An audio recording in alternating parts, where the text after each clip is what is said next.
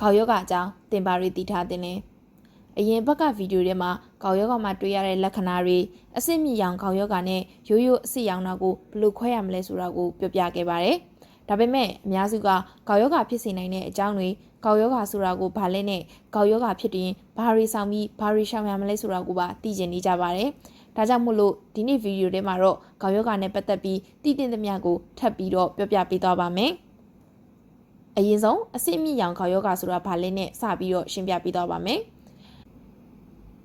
ခေါင်းယောဂဆိုတာကအဆင့်မြင့်ရောင်ယောဂတစ်မျိုးဖြစ်ပြီးတော့ခြေထောက်နဲ့လက်ကအဆစ်တွေကြားထဲမှာယူရစ်အဆစ်အဆိုင်ခဲလေးတွေစုပုံပြီးတော့ဖြစ်လာတာမျိုးပါအဆစ်တွေရောင်ရာကနေပြီးတော့အာယုံကြောလေးတွေကိုသွားလှုပ်စော်တာကြောင့်မို့လို့အပြင်းထန်နာကျင်ရပါတယ်ယူရစ်အဆစ်ဆိုတာကအသားဓာတ်ကိုခန္ဓာကိုယ်ထဲမှာဖြုတ်ခွဲတဲ့အခါမှာထွက်လာတဲ့ဘေးထွက်ပစ္စည်းတစ်မျိုးပဲဖြစ်ပါတယ်ပုံမှန်အားဖြင့်တော့ဒီယူရစ်အဆစ်တွေကိုစီးတဲ့ကနေတဆင့်ကြောက်ကကစွန့်ထုတ်ပေးတာကြောင့်မို့လို့ကြောက်ကကအလျင်မီအောင်လို့မစွန့်ထုတ်နိုင်တော့တဲ့အခါမှာယူရစ်အဆစ်တွေကခန္ဓာကိုယ်ထဲမှာစုပုံလာပါတယ်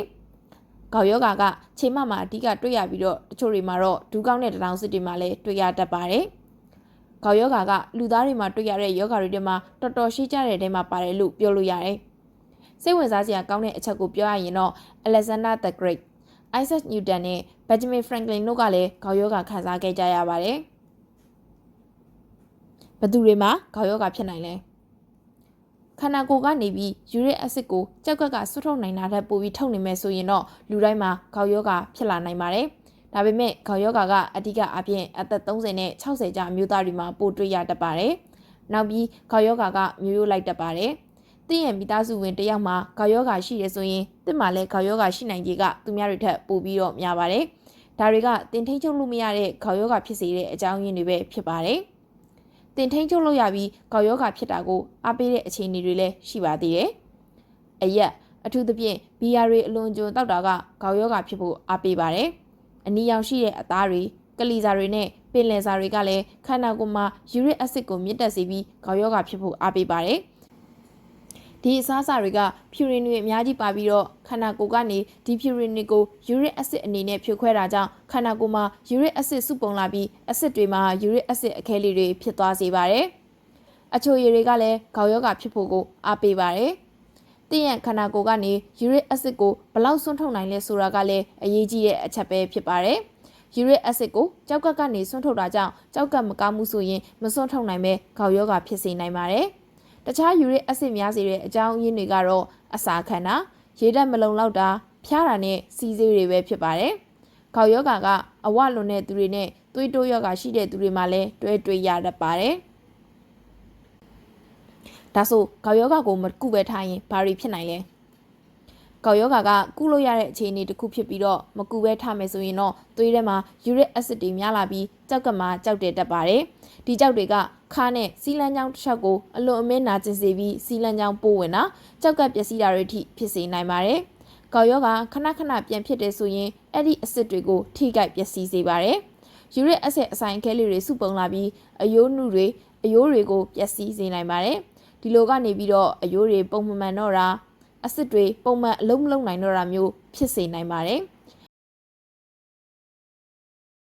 လိလာမှုတွေအရခေါင်းယောဂရှိတဲ့သူတွေကတခြားသူတွေထက်နှလုံးယောဂနဲ့လေဖြစ်တာဖြစ်နိုင်ခြေပိုများပါတယ်။ပျက်စီးနေတဲ့အဆစ်တွေနဲ့အဲ့ဒီအဆစ်မှာစုပုံနေတဲ့ယူရစ်အဆစ်အခဲလေးတွေကပိုးဝင်ဖို့ပိုလွယ်ပါတယ်။ဒီကနေပြီးတော့ရိုးအဆစ်တွေတဲ့ပိုးဝင်တာအနာကကြက်သားတွေတဲ့ပိုးဝင်တာကနေပြီးတော့နောက်ဆုံးသွေးတဲ့အဆိပ်ပြတ်တဲ့အထိဖြစ်နိုင်ပါတယ်။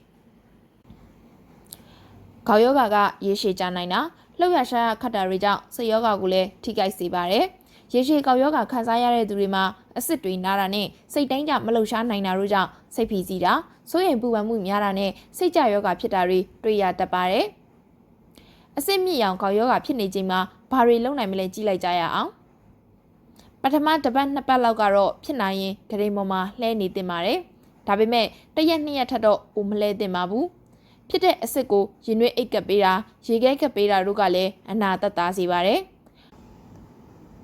ခေါင်းယောဂဖြစ်တဲ့အချိန်မှာဆောင်းနဲ့ထိမိတာကတော့အလွန်အမင်းနာကျင်စေတာကြောင့်ဂရိန်ပေါ်မှာစင်တာမဟုတ်ခုံလေးတစ်ခုတင်ထားပြီးဆောင်းကိုနာနေတဲ့အဆစ်နဲ့မထိအောင်လုပ်လို့ရပါတယ်။သင်ရဲ့ဆရာဝန်ကယောဂအခြေအနေတခြားယောဂတွဲပြီးရှိမရှိပုံမူတည်ပြီးတော့တင့်တော်တဲ့အနာသက်သာစီတွေပေးပါလိမ့်မယ်။ ဒါကတင်းရဲ့အခြေအနေပေါ်မှာမူတည်ပြီးမတူညီတာကြောင့်မို့လို့ဒီမှာတော့နာမည်တွေမပြောတော့ပါဘူး။ခေါင်းယောဂဖြစ်တဲ့အခါမှာစောင်ရံရှောင်ရံတွေကိုလိုက်နာဖို့လည်းအရေးကြီးပါတယ်။တချို့လူတွေမှာခေါင်းယောဂကတစ်ခါလောက်ဖြစ်ပြီးပျောက်သွားတတ်ပေမဲ့ခဏခဏဖြစ်တယ်ဆိုရင်တော့ထပ်မဖြစ်အောင်ကာကွယ်ဖို့ဆရာဝန်ကလိုအပ်တဲ့ဆေးတွေပေးပါလိမ့်မယ်။ဒါဆိုခေါင်းယောဂဖြစ်ရင်ဘာတွေဆောင်ပြီးဘာတွေရှောင်ရမလဲကြည့်လိုက်ကြရအောင်